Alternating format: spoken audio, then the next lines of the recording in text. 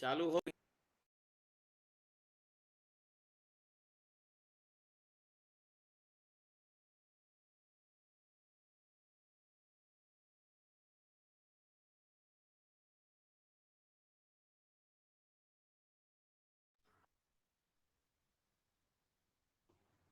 मैं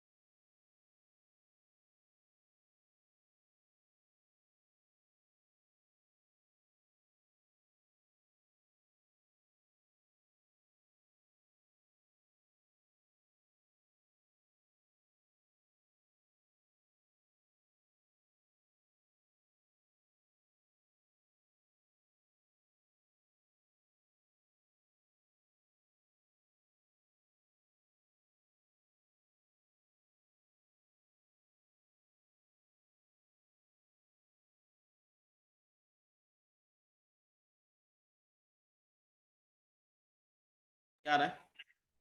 अरे वाह बढ़िया।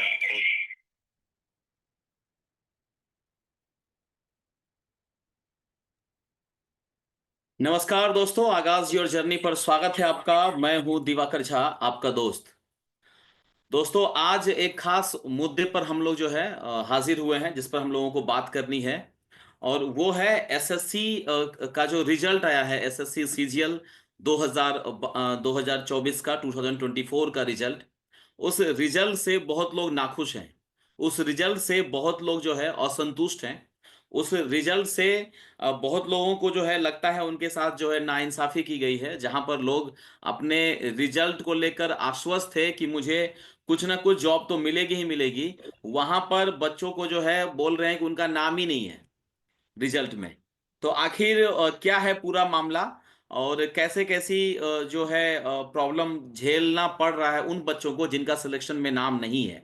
तो अभी हम लोग उसी चीज को आगे बढ़ाएंगे, और हमारे साथ जो है जुड़ेंगे दिल्ली हाई कोर्ट के मानस जी जो है वो जुड़ने वाले हैं, जो दिल्ली हाई कोर्ट में काम करते हैं।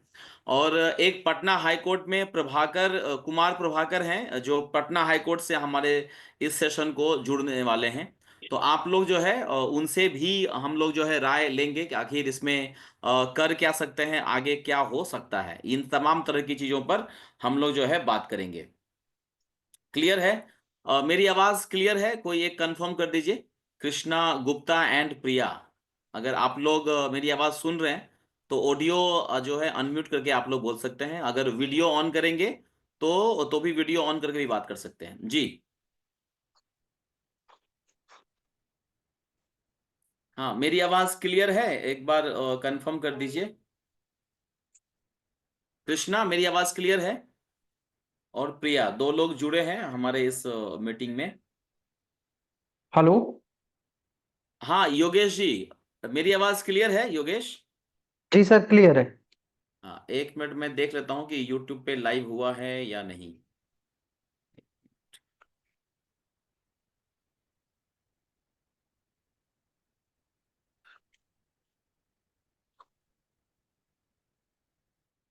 भी हमारे पास जो है दो तीन लोग जुड़े हैं। बाकी लोगों का मैं थोड़ा ग्रीन बैग कहाँ है?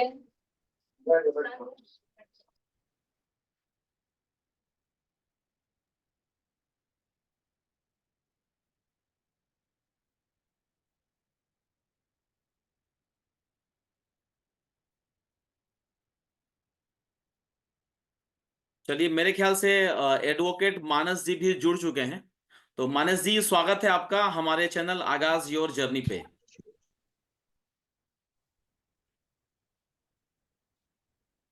मानस जी, हेलो। मेरी क्लियर है? एडवोकेट मानस। जी सर, थैंक यू। ओके। चलिए, एक बार पहले हम लोग कैंडिडेट से बात कर लेते हैं कि इनको क्या क्या परेशानी हुई है और क्या स्टोरी है, जिससे कि आपको मोटा मोटा आइडिया होगा कि किस चीज को बच्चे जो है फेस कर पा रहे हैं। सबसे पहले हम लोग योगेश चौहान से बात करते हैं। जी योगेश। Hello sir. हाँ, अपने बारे में बताइए। एडवोकेट मानस लाइन पे है। सर मेरा मैं नाम योगेश चौहान है और यूआर कैटेगरी से इस बार का सीरियल 2024 मैंने दिया था। टीयर 1 में मेरे 170 नॉर्मलाइज मार्क थे, जिसमें से 154 मेरे रॉ मार्क्स थे, और टीयर 2 में मेरे मार्क्स हुए 344। रॉ मार्क्स है मेरे ये 344 रॉ मार्क्स है, जिसमें एक सीपीटी का भी होता है, क्वालिफाइंग इन नेचर भी होता है, और एक सीपीटी की लिस्ट भी लगती है जिसमें 18 मार्क्स क्वालिफाई करना होता है। मेरे 44 थे उसमें भी, और फिर भी मेरा नाम लिस्ट में नहीं आया है, ना फाइनल लिस्ट में है, ना विदहेल्ड में है, ना मेरा रिजेक्टेड लिस्ट में नाम है। इवन 345 एक स्टूडेंट है, मैं नाम नहीं शेयर करूंगा, मैं बोल देता हूँ ऐसे ही, वो अंडर 100 रैंक है। 343 वाले को भी B32 एक लेवल 7 की पोस्ट है, वो जी। भी मिली हुई है। और मुझे ये नहीं पता चल रहा, और सेम डे ऐसा नहीं है, मैं 20 जैन को मेरी शिफ्ट थी, और जिनकी मैं बात कर रहा हूँ उनकी भी शिफ्ट 20 जैन की है। तो इतना चेंज, ड्रास्टिक चेंज कैसे है, मेरे को समझ नहीं आया। 311 वाला एएसओ सीएसएस ले जाता है, 344 वाले को कुछ भी नहीं मिलता है। इवन 345 वाला टॉप 100 में, 344 वाला 1000 में तो होता, 2000 में तो होता, 3000 में तो हम्म। होता एटलीस्ट। इतना कितना ड्रास्टिक चेंज है। बिल्कुल अ, बिल्कुल योगेश जी। योगेश जी, थोड़ा सा मैं ब्रीफ कर देता हूँ, 1 मिनट दीजिएगा मुझे। जी एडवोकेट मानस जी और एडवोकेट प्रभाकर झा जुड़े हुए हैं। इन दोनों को मैं थोड़ा सा ब्रीफ कर देता हूँ। एसएससी का जो एग्जाम है मानस जी, मैं थोड़ा सा ब्रीफ करता हूँ। एसएससी का जो एग्जाम है वो टीयर 1 क्वालिफाइंग होता है। टीयर 2 जो है क्या? वो जुड़ता है। और उसमें हेलो जो hello hello full sir. Marks है, हाँ फुल मार्क्स है, वो आजकल जो है वो 390 है। 390 में ये जो योगेश जी बता रहे हैं अपना नंबर, 390 के हिसाब से बता रहे हैं कि 340 345 होने के बाद भी नाम नहीं है। योगेश जी, एम आई राइट? हाँ, 344 मार्क्स है मेरे। हाँ, इनका जो रॉ नंबर है, जो कि एसएससी ने ही बताया है रॉ नंबर, उसमें 345 है। जबकि कट ऑफ जो 345। गया है 322 गया है। उसके बाद भी इनका नाम कहीं नहीं है। करेक्ट योगेश जी? हाँ, यस सर। तो ऐसा एक योगेश जी के साथ ही नहीं, और भी लोगों के साथ हुआ है। तो एक दो और हम लोग कॉल सुन लेते हैं, फिर आपसे जो है राय ली जाएगी। जी मानस जी, कुछ हेलो। पूछना है योगेश से? हेलो सर, मैं माफी चाहता हूँ सर, मैं भी स्टूडेंट हूँ। अच्छा मानस, तुम स्टूडेंट हो गया? जी सर, मैं पहले से वही बताना चाह रहा था, लेकिन वो योगेश जी ने बोल रहा अच्छा, था तो मैं बीच में नहीं आया। मुझे लगा एडवोकेट मानस जी जुड़े हुए हैं। Okay okay. नहीं सर, मैं भी वही सफर वाला स्टूडेंट स्टूडेंट हूँ। अच्छा, आपके साथ भी, रुके रुके, मैं मुझे लगा कि एडवोकेट आ चुके हैं। 1 मिनट। हम्म, इसीलिए सेशन स्टार्ट कर दिया मैंने।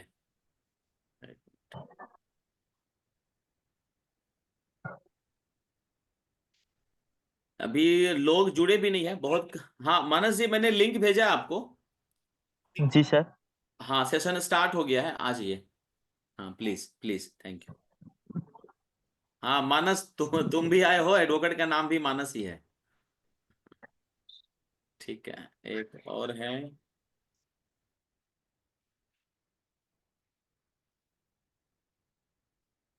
हम्म। चलिए, अभी योगेश जी का जो प्रश्न था वो ये था कि इनके 344 नंबर होने के बाद भी इनका सिलेक्शन लिस्ट में नाम नहीं है। तो आखिर क्या करना चाहिए? हम लोग एडवोकेट से बात करते हैं। तब तक हम लोग चलते हैं कृष्णा गुप्ता के पास। कृष्णा, आपका क्या स्टोरी है? आपके साथ क्या गड़बड़ी हुआ है? कृष्णा।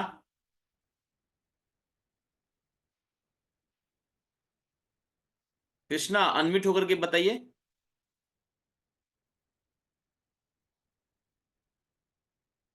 चलिए कृष्णा का शायद ये नहीं हो पा रहा है। हम लोग चलते हैं आनिक विश्वास के पास। आनिक, आपका स्टोरी बताइएगा, आपके स्कोर कितने थे। और चलिए हम लोग एक जोरदार क्लैप करते हैं। एडवोकेट सीएम झा जो है आ चुके हैं। मानस जी इनका नाम है, जो मैं घर का नाम है जो मैं लेता हूं इनके लिए। तो एक बार क्लैप करते हैं। हमारे रिक्वेस्ट पर जो है सीएम झा आ चुके हैं, advocate of Delhi high court. जी झा सर, बहुत बहुत धन्यवाद आपका। वेलकम नमस्कार। करते हैं आगाज योर जर्नी पे आपका। बहुत थैंक बहुत यू सर। धन्यवाद सर। बहुत बहुत धन्यवाद।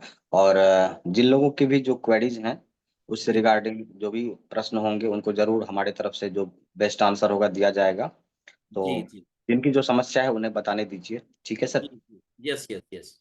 तो हम लोग आनिक विश्वास से बात कर रहे थे। आनिक अनम्यूट होकर के बताओ। Hello sir. हाँ निक, हेलो। आवाज क्लियर है, बोलो।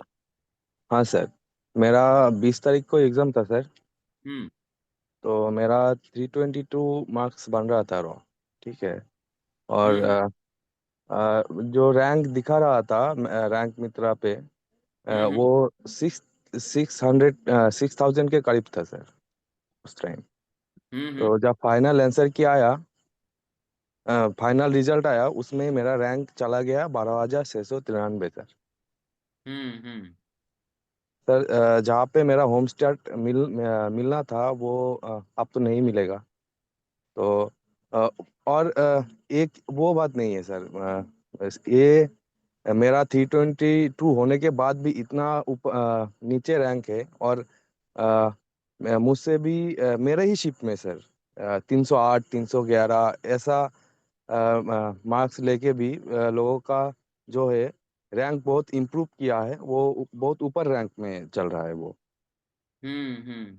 मैंने खुद चेक किया है। वो जो फेक पीडीएफ करके जो सब जगह सर्कुलेट हो रहे थे, हम्म मैंने उसमें चेक किया है सर। हम्म कुछ कुछ रोल नंबर डाल के 20 तारीख का तो मैं खुद चेक किया है। मेरे पास वो स्क्रीनशॉट है सर। उन लोगों का मार्क्स 308 है और 311 हम्म है, 306 है। हम्म तो उन लोगों का 345 वाला कट ऑफ क्लियर कर रहा है, 353 वाला कट ऑफ क्लियर कर रहा है। सर हम्म कुछ समझ नहीं आ रहा है सर। और हम्म मेरा इतना नीचे रैंक चला गया, मुझे तो अब क्या ही बताऊँ सर। हम्म। चलिए कोई नहीं, मैं थोड़ा सा एडवोकेट सीएम झा सर को थोड़ा सा ब्रीफ कर देता हूँ। सर यहाँ पर क्या है, टीयर 1 और टीयर 2 दो एग्जाम है आजकल एसएससी में। टीयर 1 क्वालिफाइंग हो गया है। टीयर 2 में टोटल नंबर जो है वो 390 है। आजकल जो एग्जाम हो रहा है 390 नंबर का हो रहा है। आनिक विश्वास जी क्या हुआ? 322 नंबर लाए हैं, जो कि रॉ नंबर है। रॉ और नॉर्मलाइज दो तरह का स्कोर एसएससी दे रही है आजकल, क्योंकि एग्जाम जो है दो शिफ्टों में हुआ है। तो किसी शिफ्ट का एग्जाम बहुत टफ होगा, किसी का इजी होगा। दोनों को बराबर पे लाने के लिए एक मैथमेटिकल फॉर्मूला है जिसको एसएससी यूज करती है नॉर्मलाइजेशन के लिए। तो उस केस में क्या होता है, किसी का नंबर 5 नंबर बढ़ता है, किसी का 10 नंबर बढ़ता है, किसी का घटता है, दोनों होता है। लेकिन ये ड्रास्टिक चेंज नहीं होता है, किसी का 50 नंबर बढ़ जाए, किसी का 50 नंबर कम हो जाए। ये 12 साल में पहली बार ऐसा हुआ है जब से ऑब्जेक्टिव किया है एसएससी ने। ऐसा आज तक नहीं हुआ था कि जैसे ये एग्जाम्पल जो बता रहे हैं, किसी का 309 है और उसका 348 वाला कट ऑफ क्लियर हो गया। तो इतना ज्यादा ह्यूज डिफरेंस नहीं होना चाहिए। आनिक विश्वास को ये विश्वास था कि इनका नाम जो है सिलेक्शन लिस्ट में होना चाहिए, बट इनका नाम जो है कहीं भी नहीं है। ये आनिक जी कुछ और ऐड करेंगे? सर नहीं नहीं सर, मेरा नाम लिस्ट में है सर। लिस्ट में है पर रैंक लिस्ट लिस्ट में मेरा में रैंक है जो है बट वो जो बहुत रैंक चाहिए वो नहीं मिला। राइट। नहीं और सर। कैडर रैंक भी जो नहीं मिल पा रहा है प्रॉपर, पूरा ये मैं 2.5 समझ गुना हो गया। गया सर। हम्म। ऐसा है सर ना कि कुमार साहब की जैसे कि इन्होंने बताया या मुझे जो समस्याएं आ रही है सामने में नजर, कि नॉर्मलाइजेशन एक इशू है। ठीक है। तो नॉर्मलाइजेशन का जहां तक बात है, इसमें क्या है कि पूरे दुनिया में इस तरह की मेथड अपनाए जाते हैं कानूनी बिंदु के तौर पे, जहां पे कि कई शिफ्ट में एग्जाम जब लिया जाता है तो कई शिफ्ट में एग्जाम लेने का मतलब ये होता है कि एक पेपर कोई ना कोई टफ होगा, एक पेपर कोई ना कोई इजी होगा। जी। तो डिफरेंट पेपर में डिफरेंट टाइमिंग जो के हिसाब से जो वो होता है ना, उसके हिसाब से ये होता है कि उसको नॉर्मलाइज करने के लिए जो टफ पेपर होता है उसमें से कुछ मार्क्स को टफ पेपर वाले को बढ़ाया जाता है, और जिनका पेपर इजी होता है उसमें से कुछ घटाए जाते हैं। जी उसके लिए अलग अलग मैथमेटिकल फॉर्मूला अपनाया जाता है। तो बेसिकली ये होता है कि रॉ मार्क्स ये होता है जो मार्क्स की हम प्रारंभिक तौर पे हमें मिलता है नॉर्मलाइजेशन से पहले, ठीक है। जी तो जी रॉ मार्क्स के हिसाब से इसमें एक जजमेंट है सुप्रीम कोर्ट का। बेसिकली मैं क्लियर कर दूं, सुप्रीम कोर्ट का जजमेंट है state of UP versus Atul Kumar. हम्म उसमें उत्तर प्रदेश में सब इंस्पेक्टर का एग्जाम हुआ था, 2022 का जजमेंट है। हम्म उसमें बहुत डिटेल में गाइडलाइन दिया हुआ है कि नॉर्मलाइजेशन पे क्या रूल होना चाहिए, कैसे होना चाहिए, कब उसको चैलेंज किया जा सकता है, कब नहीं किया जा सकता है, ठीक है। बेसिकली हम्म क्या होता है कि जो नोटिफिकेशन निकाला जाता है, नोटिफिकेशन में एक क्लाउज होगा जिस क्लाउज में ये लिखा होगा कि नॉर्मलाइजेशन की प्रक्रिया क्या होंगी, ठीक है, हम्म वो लिखा होता है। लेकिन उसमें यदि किसी तरीके का आर्बिट्रेरीनेस या बायसनेस दिखता है हमें, जिसकी हम्म वजह से कि कोई कैंडिडेट बाहर ही पूरी तरीके से हो गया, कट ऑफ से नीचे ही काफी चला गया, उसे रखा ही नहीं गया, कुछ लोगों का रैंक नीचे हो गया और कुछ लोग बाहर थे तो वो अंदर चले गए। हम्म बेसिकली क्या है कि सुप्रीम कोर्ट ने उस जजमेंट में ये कहा था कि यदि कोई आदमी एक मतलब कि जो पैरामीटर जैसे कट ऑफ मार्क्स हमने कुछ रखा हुआ है 40%, 30%, 20%, कुछ भी कट ऑफ मार्क्स मान के चलते इतना होना चाहिए। तो जो हार्ड पेपर वाले बच्चे हैं, जो आसान पेपर वाले बच्चे हैं, दोनों ने एक कट ऑफ को टच किया, ठीक है, करेक्ट अपने अपने हिसाब से, अपने पेपर के हिसाब से। जैसे मान लेते हैं 100 में से 40 है तो 40 दोनों ने लाए रॉ मार्क्स, तो दोनों पास हो गए। अब आपने किसी को 40 से घटा के 36 कर दिया, हम्म तो 36 कर दिया वो तो बाहर हो जाएंगे, बाहर हो ठीक जाएंगे है। आप उसको बाहर नहीं कर सकते इस आधार पे, हम्म पहली चीज। दूसरी चीज, आप यदि रैंकिंग में की बात किसी की घटाई जाती है किसी भी तरीके से, और एक तरीके से हम ये प्रूफ कर पाते हैं कि इन्होंने जो नॉर्मलाइजेशन के नाम पे किया है ये बहुत गंदा, क्योंकि नॉर्मलाइजेशन की प्रक्रिया में ये रूल क्लियर अब तक कहीं नहीं हुआ है कि नॉर्मलाइजेशन में कैसे मानेंगे कौन सा पेपर टफ है। हो हम्म सकता है कि जो पेपर पूछा गया हो वो चैप्टर आपके लिए बहुत इजी रहा हो, हम्म है ना। जी मान लेते हैं कि किसी आदमी ने भारत चाइना के संबंध को पढ़ के गया एक अंतरराष्ट्रीय संबंध में, हम्म और उसका क्वेश्चन, उसको कोई भी क्वेश्चन उसको टफ नहीं लग रहा है, और उसको पूछ दिया बांग्लादेश से रिलेशन पे। अब बांग्लादेश वो पढ़ के नहीं गया है तो उसके लिए तो बांग्लादेश टफ हो गया ना। करेक्ट तो टफ करेक्ट को डिसाइड हम कैसे करेंगे? पहली बात तो ये है, डिसाइड तो जो अथॉरिटी है वही करता है ना, कि ये टफ है ये इजी है। तो आपने किसी को इजी पहले से घोषित करके दिया हुआ है और हम्म किसी को टफ पहले से घोषित करके दिया हुआ है, तो आपका नॉर्मलाइजेशन प्रक्रिया फिर नहीं चलेगा। हम्म मास लेवल पे ये देखा जाए कि रॉ मार्क्स कितने बच्चे ला पा रहे हैं। बिल्कुल जैसे मान लेते हैं रॉ मार्क्स की प्रक्रिया क्या है, 100 में 40% कट ऑफ, ठीक है। अब मान लेते हैं हार्ड पेपर में ज्यादातर बच्चों के मार्क्स 100 में से 40 की जगह 50, 60, 55 है और 70 किसी ने टच नहीं किया, इसका हम्म, मतलब पेपर टफ है। और दूसरे पेपर में सभी ने 70 प्लस ही लाया, हाँ भले इसी को कट ऑफ, एसएससी हाँ हाँ, एसएससी इसी हिसाब से करती है इसी हिसाब से तो एक नॉर्मलाइजेशन ऐसे मान के चला जाता है। लेकिन जहां तक अभी बता रहे हैं कि कुमार सर ने बताया कि इनके इनके पास जो एक्सपीरियंस है वो काफी लंबा एक्सपीरियंस है, मुझे पता है इस बारे में, और इनके पास जो जानकारी है वो अगाध है। और जो भी, चूंकि इतने दिन का और डिपार्टमेंटल नॉलेज भी रखना बहुत बड़ी बात होती है। तो जैसे आपने बड़े सरल शब्दों में बताया, वैसे सरल शब्दों में मैं भी बता दूंगा कि इसमें जो चीजें ड्रास्टिक चेंज आपने बताया, इसका एकमात्र उपाय है। पहला उपाय ये होता है कि हम सारे बच्चे अभी प्रेजेंट सिनारियो में उपाय कैसे लगाएं, क्या रास्ता हमारे पास है। सारे बच्चे क्या करें, एक वो लिख के दे, एक एप्लीकेशन लिख के दे, जिन्हें जिन्हें जो ग्रीवांसेज है वो तुरंत एसएससी को लिख के दे कि हमारे साथ ये ग्रीवांसेज, एक एप्लीकेशन थ्रू मेल, ईमेल हम्म डालना है और एक एप्लीकेशन लिख के देना है। पहला काम करना है सारे लोग, चाहे जो भी हमें सुन रहे हैं, जो जुड़े हैं, जो नहीं जुड़े हैं, वो भी इस बात को ध्यान रखें। अपने ग्रीवांसेज का एक ईमेल डालना है, ठीक है। ईमेल हम्म डाल देंगे हम, एंड 15 डेज का हम वेटिंग पीरियड रखेंगे, 15 दिन का, कि वो क्या करता है, कुछ सुधार करता है या अभी उसका एक उन्होंने फाइनल तो नहीं निकाला होगा, शायद कि निकाल दिया है। फाइनल निकाल दिया रिजल्ट किसको क्या मिला किसी को अच्छा, जीएसटी किसको मिला क्या किसी मिला को में इनकम निकल गया टैक्स है। हाँ, यदि निकल चुका है और हमारे पास में यह कि आगे आप ज्वाइनिंग ही दिया जाएगा, फिर एप्लीकेशन देने की जरूरत नहीं भी है। बिना एप्लीकेशन दिए भी हमें जो सेम ग्रीवांसेज वाले बच्चे हैं एक साथ सबको कनेक्ट होना पड़ेगा, और कनेक्ट होकर हमें हाई कोर्ट या सुप्रीम कोर्ट में डायरेक्ट एक रिट फाइल होल्ड करनी होगी, ठीक है। हम्म रिट फाइल करनी होगी कि हमारे साथ जो इनजस्टिस हुआ है इस पे रिजल्ट पे तुरंत स्टे लगा दिया जाए, ठीक है। यदि हमारे पास समय है तो हम एक एप्लीकेशन लिख के दे सकते हैं, ठीक है।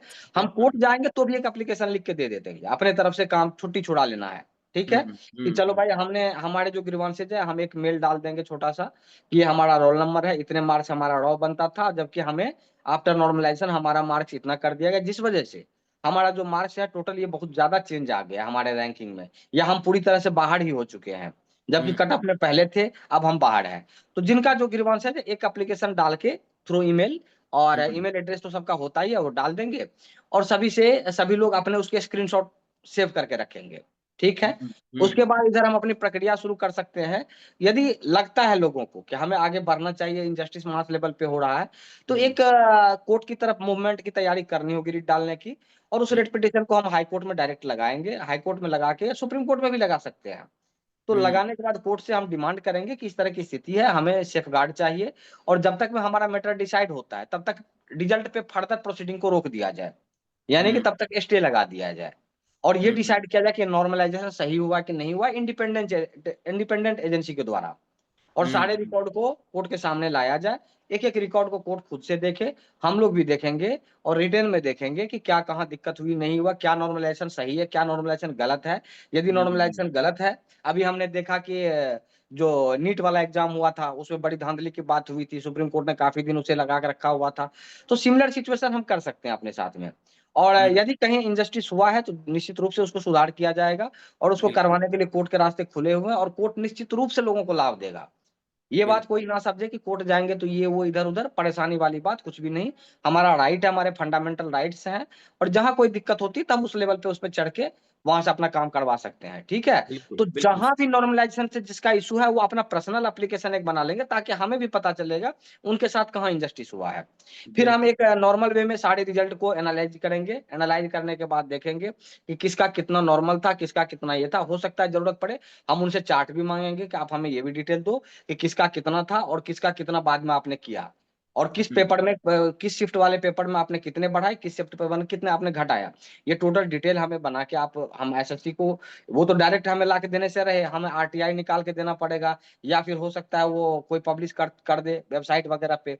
तो वो क्या प्रक्रिया अपनाएंगे वो तो बाद की चीज है, लेकिन हमारे हाथ में जो चीजें हैं वो हम ये कर सकते हैं कि हम कोर्ट में पिटीशन लगाएंगे, और कोर्ट से कहेंगे कि उनसे डिटेल मंगवाया जाए, मंगा के कोर्ट के सामने रखा जाए, और तब तक कोई प्रक्रिया इस रिजल्ट के थ्रू जो लोग सेलेक्ट हुए उनके लिए कोई भी प्रक्रिया को तत्काल में रोक दिया जाए, और वो चीजें रुक जाएगी, वो मैं रुकवा दूंगा, ये मैं गारंटी के साथ करता हूँ, ठीक है। इसके लिए घबराने की कोई जरूरत नहीं, वो रुक भी जाएगी। और लोगों का सुन लेते हैं अभी एक ही, और लोगों का क्या क्या प्रॉब्लम है। मानस, मानस नाम से जो आए हैं, अपना बताइए मानस। सर मेरा इशू ये है कि मेरा रॉ स्कोर था 324। 324 जी। सर मेरा नाम भी नहीं है। अच्छा, नाम भी नहीं है, मतलब आपका कट ऑफ से जो है लो, मतलब नंबर घट गया आपका। जबकि कौन सा शिफ्ट था आपका, 18 था कि 20 था? सर मेरा 18 था। हाँ 18 था। तो ये एडवोकेट सीएम झा सर, 18 वाला जो शिफ्ट है वो एसएससी ने घोषित किया है। एसएससी ने नहीं, मतलब बाकी जो हम लोग जो प्लेटफॉर्म है सोशल मीडिया, उसके थ्रू 18 का शिफ्ट जो है वो हार्ड था। हार्ड का शिफ्ट होने के बावजूद मानस जो है इनका नंबर घट गया। तो ये भी पता नहीं कैसे हुआ। ये वही चीज मैं 324 का बताया, वो नंबर। किस रूप में हार्ड मानता है, किस रूप में उसको इजी मानता है, वो तो हाँ अपने मन से मान ले रहा है। उसकी वजह बिल्कुल से जो बिल्कुल। उनके आर्बिट्रेरी डिसीजन से जो हम प्रभावित हो रहे हैं, तो हमारे पास जो मैकेनिज्म है वो मैंने बताया, ठीक है। नेक्स्ट जो है, अच्छा एडवोकेट प्रभाकर झा भी जुड़ गए हैं दोस्तों। एडवोकेट प्रभाकर झा के लिए हम लोग जो है क्लैप कर सकते हैं। एडवोकेट प्रभाकर झा भी जुड़े हैं, जो पटना हाई कोर्ट से हमारे साथ जुड़े हुए हैं। स्वागत है आपका हमारे चैनल पे। Hello, good evening to all. Actually मैं ट्रेन में हूँ तो मेरी आवाज कट के भी आ सकती है, नेटवर्क इश्यू हो सकता है, ठीक है।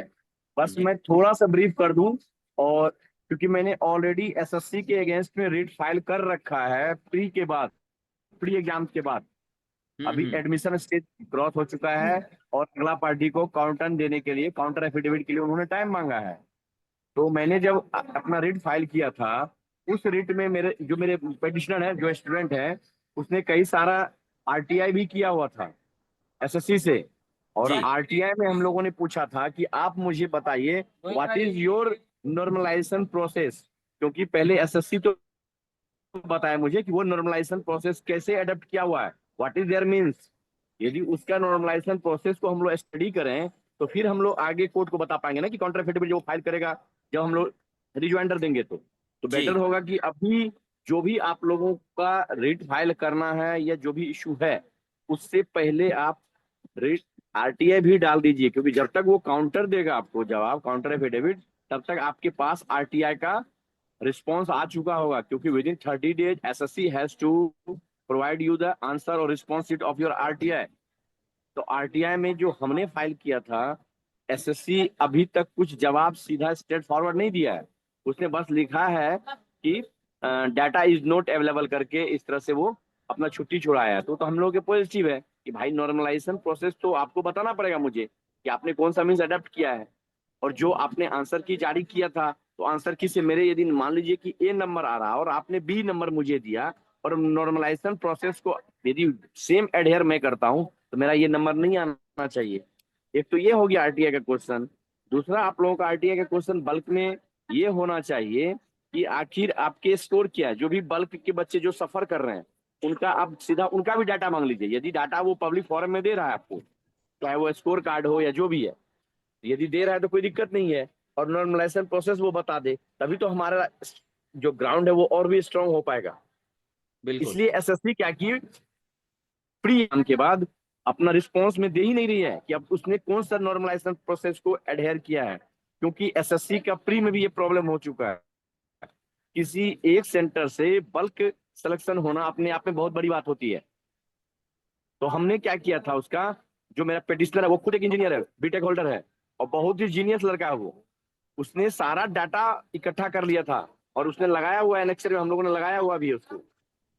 तो इस रास्ते से मूव करें हम लोग तो पेटिशनर जैसे बिहार में हमने फाइल कर रखा है, बिहार के जो बच्चे होंगे यहाँ पे मैं उसको जो है इधर फाइल कर सकता हूँ। और सर झा सर जो कर रहे हैं वहाँ पे सीएम झा सर, उनके थ्रू आप दिल्ली में मूव कीजिए। दिल्ली में इससे मैं मूव करने के लिए सपोर्ट कर रहा हूँ क्योंकि दिल्ली हाई कोर्ट का प्रोसीडिंग बहुत फास्ट है, वो आपको बिल्कुल क्विक आपको रिलीफ दे देगा। पटना हाई कोर्ट का जो प्रोसीडिंग है वो काफी लैचेज है, काफी धीमा है। तो अभी 2 से 3 महीने हो चुके हैं एडमिशन से आगे मेरा फाइल नहीं बढ़ा है। अब आप देखिए कि फाइनल लिस्ट भी आ चुका है मार्केट में। तो अंदाज लगाइए कि हमारा ऑनरेबल हाई कोर्ट का एटीट्यूड क्या है। जी तो इसलिए दिल्ली में मैं हूँ, जो भी होगा हम लोगों को जो भी सपोर्ट होगा हम लोग करेंगे, क्योंकि झा सर मेरा केस वहां देखते हैं, झा सर का केस मैं यहाँ देखता हूँ और दोनों मिलके ही काम कर रहे हैं। चाहे इंडिया में कहीं भी हो, चाहे गोवा का मैटर हो, पंजाब हरियाणा हाई कोर्ट का हो या गुवाहाटी हाई कोर्ट का हो, तो झा सर हमारे भी सीनियर हैं, इससे उनके मार्गदर्शन से मूव कीजिए। बाकी जो आरटीआई का क्वेश्चन आपके पास जेहन में आए वो तुरंत के तुरंत आरटीआई फाइल कीजिए। उसमें कोई दिक्कत आती है तो मुझे आप कॉल कीजिए पर्सनली, मैं आपका आरटीआई फाइल करा दूंगा। ठीक है, बिल्कुल बिल्कुल। हम लोगों ने एक व्हाट्सएप ग्रुप भी बनाया है, तो उसमें भी आप जो है एडवोकेट प्रभाकर झा और एडवोकेट सीएम झा से जो है क्वेश्चन पूछ सकते हैं। खैर अभी हम लोग चलते हैं नेक्स्ट क्वेश्चन की तरफ। कृष्णा गुप्ता और प्रवीण किन्हा, आप लोगों को कुछ शेयर करना है? जी कपिल, कपिल सर मैं पूछिए कुछ आपका ऐड सवाल। जी कपिल। सर मेरा डाउट मेरी प्रॉब्लम यह है कि सर मेरे 337 मार्क्स थे और मुझे 341 मार्क्स वाली कट ऑफ क्लियर हुई है, मतलब मेरे 4 नंबर ही बढ़े। और बाकी मेरी शिफ्ट के अंदर मेरे पास बहुत सारे एग्जाम्पल है। मेरा एक दोस्त है वो मुंबई में एग्जामिनर है, उसके 32 नंबर बढ़े हैं, उसके 331 थे, उसको एमईए मिली है। और बल्कि उसके तो कई क्वेश्चन सही भी थे जो डाउट वाले थे, बोले वो बोल रहा था कि मेरे ये भी सही है ये भी सही है, तो उसके इतने नंबर बढ़ कैसे गए। और सर एक मेरा लड़की भी है उसके एक लड़की है उसके 312 नंबर थे, उसको जीएसटी इंस्पेक्टर मिला यूआर से, उसके 348 वाली कट ऑफ क्लियर हुई है। सर मेरा भी यही डाउट है, मेरे भी 336 मार्क्स हैं और मुझे भी 341 वाली कट ऑफ जो टीए की कट ऑफ है वो क्लियर हुई है। और मेरे जो आसपास के फ्रेंड्स हैं किसी के 326 हैं, उसको इनकम टैक्स ऑफिसर मिला हुआ है, किसी के 319-18 है, उसको भी सर सीएसएस वगैरह ये सब मिले हुए हैं पोस्ट, तो काफी कुछ वो ऊपर नीचे हुआ है सर। और सर मैं सेम कुछ शिफ्ट में ऐड सर। करूं? सर मैं कुछ ऐड करूं? कपिल और प्रवीण ने अपनी बात बता दी। जी योगेश ऐड करिए। सर मेरे 344 मार्क्स है और मेरे को सिलेक्शन नहीं है। अरे अब वाह, सर बताइए। मानस सर नॉर्मलाइजेशन की बात कर रहे थे तो मेरे को हम्म एकदम याद आया। हम्म नॉर्मलाइजेशन अक्सर ऐसा होता है कि 2 शिफ्ट में होता है। हम्म, जैसे 18 और 20 की शिफ्ट थी। जी अ, ये होता है कि कौन सी शिफ्ट टफ है या कौन सी हल्की है, उस हिसाब से बैलेंस करने के लिए नॉर्मलाइजेशन होता है। जी अब ऐसा तो नहीं है कि वो तो 20 की मुझे ही शिफ्ट पता में अगर नॉर्मलाइजेशन का होता है जो टफ है। नॉर्मलाइजेशन, जी योगेश जी अपनी बात कंप्लीट करिए। हाँ, हाँ जो 20 की शिफ्ट में नॉर्मलाइजेशन होना चाहिए, फिर तो सबको 20 की शिफ्ट में नॉर्मलाइज मार्क मिलने चाहिए, ऐसा होना चाहिए। अब जी सेम शिफ्ट में मैं 20 की शिफ्ट में 345 वाले के बताता हूँ, उसकी रैंक 70 है। 70 मतलब 100 के अंदर है, मतलब उसकी बिल्कुल बिल्कुल। है। और 343 जिसके मेरे से कम है, उनको भी लेवल 7 की पोस्ट मिली हुई है B32, और सेम डे की, मतलब कि 20 जैन की शिफ्ट है। ओ और मैं 344 हूँ, और मेरे को सिलेक्शन नहीं है। मुझे ये समझ नहीं आया कि सेम शिफ्ट होने के बाद भी, और दोनों यूआर कैटेगरी में सिलेक्टेड है, मैं जनरल हाँ यूआर हूँ, वो भी यूआर कैटेगरी के अंदर सिलेक्टेड है। ये जी। कैसे हो सकता है? मैं थोड़ा सा इसकी वजह से आश्चर्यचकित हूँ। या तो ये नॉर्मलाइजेशन का पहली इशू बार भी नहीं ऐसा हुआ। हुआ है सीएम सर। ये क्वेश्चन इनका जो है नहीं इसमें जैसे हम क्या लोग है पहले कि यही जानते थे कि शिफ्ट ये टफ है तो सबका नंबर बढ़ेगा, शिफ्ट ये इजी है तो उसमें सबका एक नंबर उसमें एक घटेगा। जी जी जी, उसमें एक चीज जहां तक मुझे लग रहा है ना, कुछ चीजों के आधार पे हो सकता है इन्होंने क्वेश्चन को कुछ कैटेगराइज कर रखा हो कि ये क्वेश्चन जो अटेम्प्ट करेंगे करेगा इसको हम हार्ड मान के चलेंगे, जो इस क्वेश्चन को अटेम्प्ट नहीं करेगा उसको हम इजी मान के चलेंगे। तो हम्म दोनों शिफ्ट में कुछ क्वेश्चन हार्ड मान के वो चलते होंगे, ठीक है। तो वो हम्म उनकी प्रक्रिया ये हो सकती है। तो जिन्होंने उस क्वेश्चन को अटेम्प्ट लिए हैं उनके लिए अलग क्राइटेरिया बना अच्छा दिया। हाँ एक चीज याद आया मुझे मानस सर जी। हाँ मैं ऐड करना चाहूंगा। सर एक और प्रॉब्लम है। प्रवीण प्रवीण प्रवीण यस हाँ let me speak. CM sir ये ध्यान से समझिएगा, एक इशू तो नॉर्मलाइजेशन है ही, दूसरा एक और है, मेरे ख्याल से प्रवीण को वही याद आया है। जी तो जी वो क्या है यस कि सर। मेंस में 3-4 क्वेश्चन जो है वो उसका आंसर गलत दे दिया था इन्होंने एसएससी ने, और उस आंसर का करेक्ट फॉर्म अभी तक डिक्लेयर नहीं हुआ है। 3-4 क्वेश्चन थे जिस पर कि चैलेंज किया गया कि इसके आंसर जो दिए हैं एसएससी ने वो अच्छा, रॉन्ग है। मैं 2 मिनट में कॉल बैक करता हूँ, मैं 2 मिनट में ज्वाइन करता हूँ। तो एक तो ये भी कारण है कि उन 4 क्वेश्चन का क्या किया गया। हाँ प्रवीण सर तुम यही चार बोल। नहीं है, हाँ प्रवीण। चार तो सर 20 वाली शिफ्ट में बोल रहे हैं, ओके ओके हाँ 18 की ऐड करो शिफ्ट ना, में तुम बोल रहे ऐड हैं करो। सर। सर कुल मिला के 9 या 10 क्वेश्चन की बात हो रही है। 9 हेलो या 10 क्वेश्चन है जहां पर के डिलेमा है। जी यानी बिना फाइनल आंसर की दिए हुए इन्होंने ये वेरी ट्रिकी का दिया है। यस यस, बिना फाइनल तो आंसर की दिए हुए। ये देखिए दूसरा क्वेश्चन आपने खुद ही करा ना, जो जो क्वेश्चन का उन्होंने बताया है कि ये आंसर क्या है, हमने फाइनल क्या चूज किया, यदि वह क्वेश्चन का लिस्ट हमारे पास हो तो हम आरटीएम डायरेक्ट पूछ सकते हैं इसका आपने आंसर क्या माना है फाइनल आंसर, वो खुद ही बताएंगे। आरटीएम को जवाब देना पड़ेगा ना।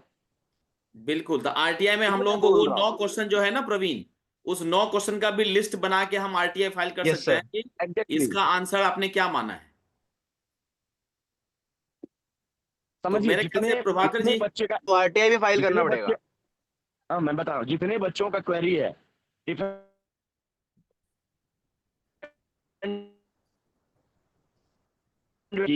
कोचिंग्स में देखिए कि आखिर इशू क्या आ रहा है। इशू इमोशनल नहीं होना चाहिए, इशू फैक्चुअल होना चाहिए, फैक्ट बेस्ड होनी चाहिए। जैसे आपने बताया कि 5 क्वेश्चन थे, 9 क्वेश्चन थे, पता नहीं है और उन्हें बताया नहीं। तो सिंपल सा है कि हमने ये भी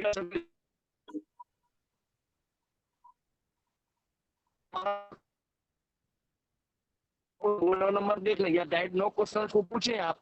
दूसरा नॉर्मलाइजेशन का क्या प्रोसेस आप फॉलो कर रहे हैं, तो ये बात तो हम लोग अभी गेस कर रहे हैं ना कि हाँ कुछ क्वेश्चंस हैं जिसको मान रहे हैं कि ये अटेम्प्ट करेंगे, इसमें ज्यादा हम स्किल को प्रीफर करेंगे। तो आपने यहाँ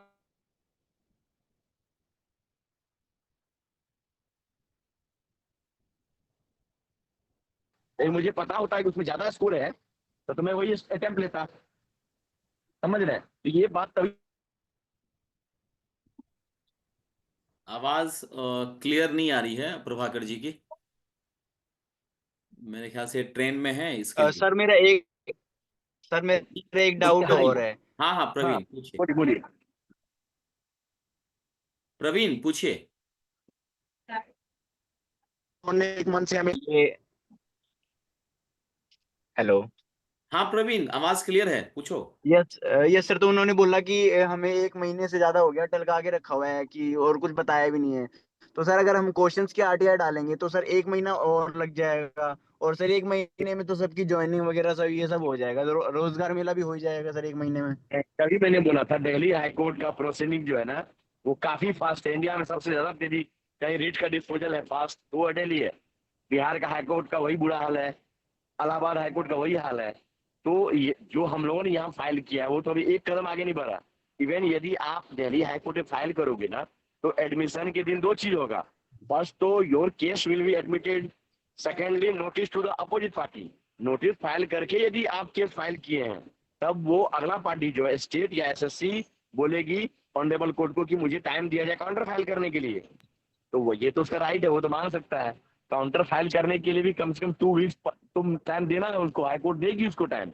तभी मैं बोल रहा हूँ तब तक यदि हम लोग आरटीआई लगा देते हैं कुछ ना कुछ तो रिस्पॉन्स देगा ना वो तो हमारे रिज्वाइंडर को स्ट्रॉन्ग यस करेगा। सर। समझ रहे हैं? Yes sir.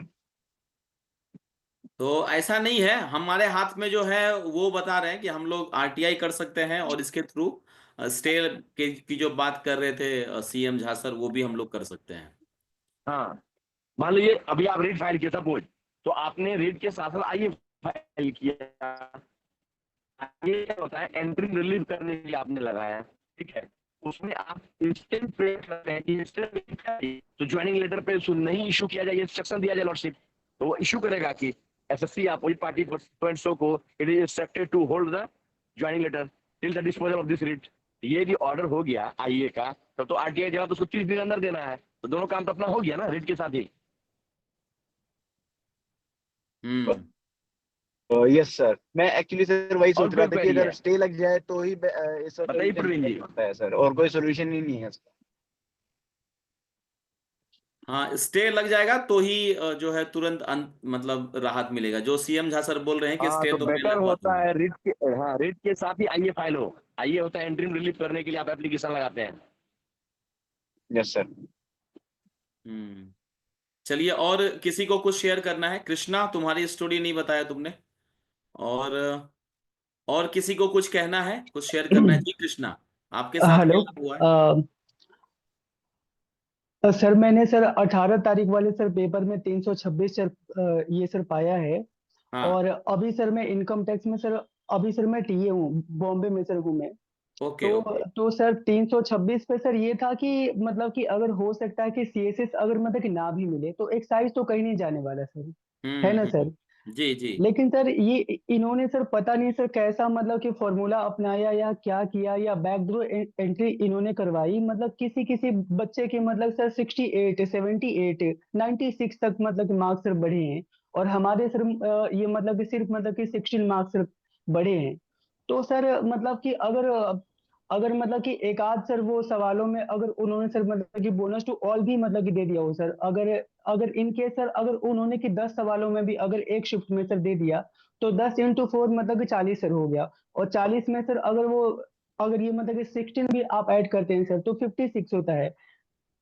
लेकिन सर मतलब कि किसी किसी सर मतलब कि बंदे के मतलब कि मार्क्स सर मतलब कि 68 78 मतलब इतना सर कैसे हो सकता है? तो जांच तो सर होनी चाहिए ना। और सर ऐसा ही सर मतलब कि लास्ट ईयर भी सर हुआ था, उसका केस सर अभी तक सर वो चल रहा है, लेकिन उसका कुछ फ्रूटफुल बेनिफिट सर अभी तक आया नहीं सर वहां से। तो इस बार भी हम लोग मतलब कि सर ना उम्मीद है कि इस बार भी सेम होगा, जो लास्ट ईयर हुआ था सर वही इस बार भी होने वाला, बस कोर्ट कोर्ट केसेस होंगे, इससे ज्यादा कुछ नहीं सर होने वाला। तो बाकी सर आप सर बताइए। जी प्रभाकर जी। नहीं, प्रॉब्लम जो इन्होंने बताया है ना ये जेन्युइन प्रॉब्लम है। हम्म इसलिए ऐसा है ना कि इवन एडवोकेट भी फ्रस्ट्रेटेड है। तो कभी कभी हम लोगों को खुद लगता है कि ये स्टेट मिशनरी की तरह भी काम कर रहे हैं क्या, क्योंकि हमने 2 बार मेंशनिंग भी करा था पीटी में। जब मेंस होना था ना, मेंस के स्टे करने के लिए, तो उन्होंने बोला कि ठीक है, मैं आप इतना दिन से कहाँ पे? हमने बोला आरटीआई दिया, आरटीआई का रिस्पॉन्स मुझे कल मिला है, और उसके एक नेक्स्ट डे हमने फाइल कर दिया, तो उन्होंने कोई इंटरटेन नहीं किया। ये जो क्वेरी है क्वेरी जेन्युइन है, लेकिन मान लीजिए कि यदि बल्क में जाता है तो बल्क में यदि केस फाइल होगा तो प्रेशर तो बनेगा ना। आज जो सोशल मीडिया पे जितने भी वीडियोज आ रहे हैं एसएससी का, आप देखिए, आप उसमें कितने कितने लोगों का व्यूज है, 350 प्लस के व्यूज जा रहा है एक दिन में। इसका मतलब है कि बल्क में लोग सफर करती है इसमें। तो यदि आपका यूनिटी रहेगा, बल्क में यदि रेट जाता है, तो कहीं ना कहीं इंगेजमेंट होगा एडवोकेट का, वहां भी जैसा कोर्ट होगा वैसा एंगेजमेंट होगा। समझ रहे हैं? क्योंकि हर कोर्ट में किसी न किसी का तोड़ चलता है। आप मान लीजिए किसी एक्स को एंगेज किए हैं और किसी वाई नाम के कोर्ट में चल रहा है, वहां पे एक्स का जो है नहीं चलता है, तो क्या करेंगे? तो बेस्ट स्ट्रेटजी होता है रेट अच्छे से फाइल करके, और जब को अलॉट होता है आप उससे ही फेस वैल्यू मतलब हमारे पास जो प्रभाकर जी, मैं जो समझ पा रहा हूँ, हमारे पास जो रास्ता है वो रास्ता है कि रिट फाइल किया जाए, राइट? एग्जैक्टली, क्योंकि नहीं फाइल करना भी तो समाधान नहीं है ना, मेरा ये कहना है। हम्म। लेकिन बल्क में लोग जुड़ेंगे तो बल्क में प्रेशर बनेगा। आप लोग याद कीजिए 2016 वाला केस, यदि किसी को याद होगा, तो सब तो हार मान बैठे थे, बाद में री एग्जाम हुआ था ना। यही हाई कोर्ट सुप्रीम कोर्ट का जजमेंट था, और वो भी 1 साल के बाद 1.5 साल के बाद हुई थी एग्जाम। तो इसलिए मेरा कहना है कि अपने पास जो रिकोर्स है उसी को तो हम लोग अडेप्ट करेंगे। बिल्कुल। तो चॉइस तो अपने पास है कि चलो भाई ठीक है, अब क्या करना, पिछले साल का भी पेंडिंग पड़ा हुआ है, गवर्नमेंट का यही स्ट्रेटजी है, तो हम लोग गिव अप कर देते हैं। दूसरा है कि बल्क में लोग आए।